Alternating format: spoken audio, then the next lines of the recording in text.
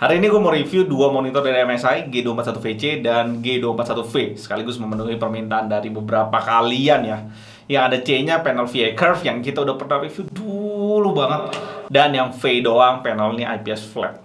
Dan apakah kualitas panel keduanya bisa bersaing di pasaran? Kita lihat sama-sama. Dan sekarang kita lihat dulu pesan dari sponsor untuk video kita kali ini. Dari Involve Asia, kalian udah sering lihat ya di bawah kolom deskripsi kita ada link-link yang sering ada terus Involve. Jadi kalau kalian punya banyak teman, punya banyak koneksi, kalian share linknya, kalian bisa dapetin duit juga dari belanjanya mereka. Klik aja link di deskripsi di bawah untuk dapat lengkapnya.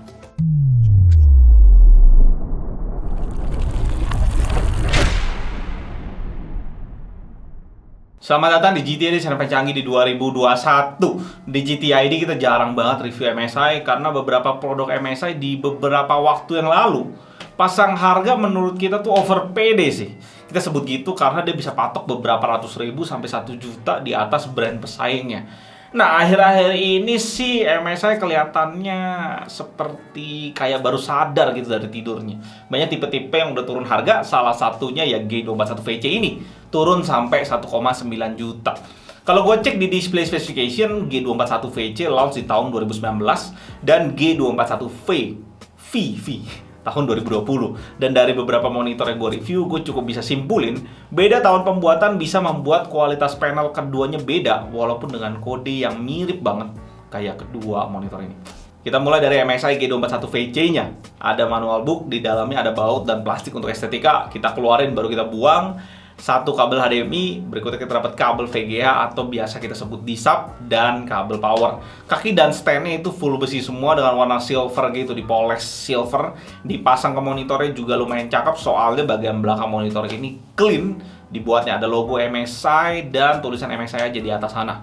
Kita juga bisa lihat lubang pembuangan panas yang ditaruh di paling atas dan juga bagian bawah. Plus ada tombol buat ngatur OSD. Dan kalian bisa lihat langsung nggak ada VESA di monitor ini. Untuk portnya itu ngadep ke bawah semua. Port power HDMI 1.4 yang harus kalian pakai untuk dapetin 75 Hz. Port VGA atau D-sub. That's it. Bagian depan sayangnya terkesan tipe jadul ya, karena belum bezel-less. Berikutnya kita ke MSI G241V. Untuk kelengkapannya manual book kita keluarin baut lagi. Kita lempar lagi sisanya. Satu kabel HDMI, dua kabel power plus adapter. Gue juga nggak ngerti kenapa dikasih dua kabel, beda kepala doang sih.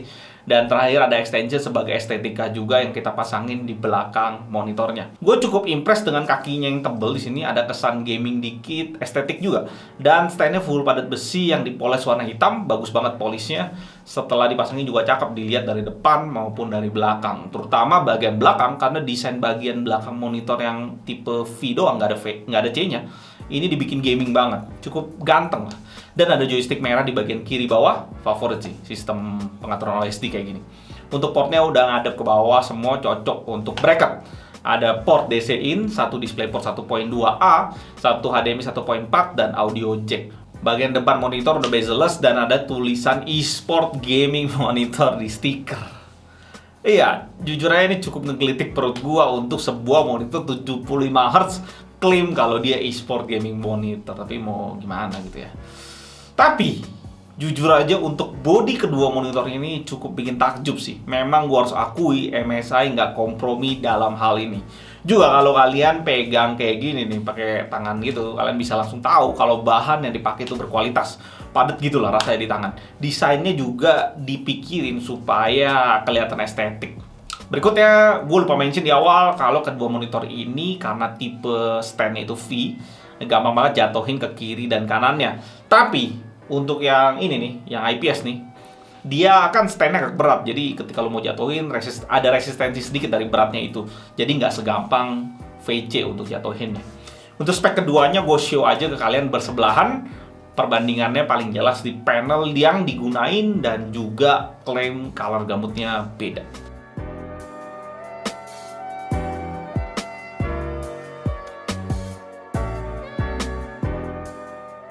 Pastinya kita tes kedua monitor ini pakai data color SpiderX. Gue show sebelahan biar kalian juga bisa bandingin. Color gamut untuk tipe VC-nya cukup mengagetkan ya. Tinggi banget di CIP3-nya sampai 93%. Brightness maksimumnya ternyata yang tipe V aja bisa sampai 300 nits, sedangkan yang VC sesuai klaim aja di 250 nits.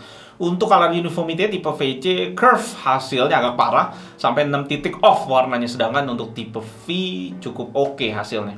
Untuk kerapihan brightness-nya di 9 titik, juga tipe V yang IPS panel lebih recommended jauh kualitasnya. Rapi banget hasilnya.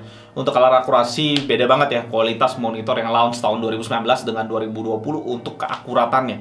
Panel IPS di G241V akurat banget, average-nya 0,73 delta E, sedangkan VA di G241VC banyak banget warna ngacir ya, dan average-nya 2,25 delta E. Setelah dikalibrasi memang 241VC bisa jadi sangat akurat, walaupun kalau kita bandingin sama 241V yang IPS, dia jauh lebih unggul. Overall rating dari data color sebelum dikalibrasi, kita udah bisa expect hasilnya G241V poinnya jauh lebih tinggi. Kita sekarang masuk ke pengetesan bleeding. Kalian udah lihat di sini gue show video hitam ya seperti biasa.